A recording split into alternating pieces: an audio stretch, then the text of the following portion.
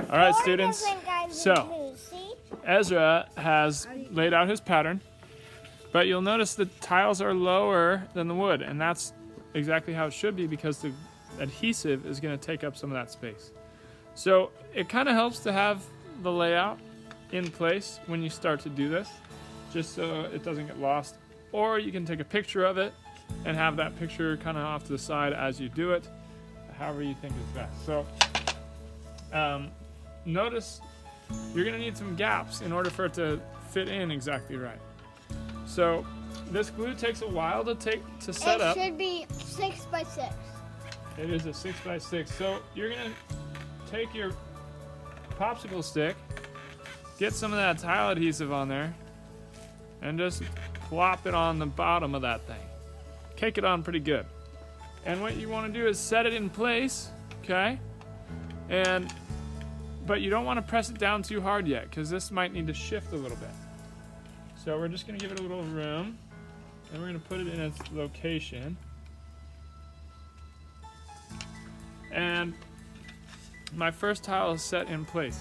Notice it's still a little high. That's okay. We're going to have room to press it down, but I want to be able to press it down and into the location once I get all the other ones set as well. And you're also going to want to make sure they have space between each one, enough for the grout to get in, which you can use like the back side of your popsicle stick as kind of a marker to space it out. All right, let's see how Ezra does. And Eden.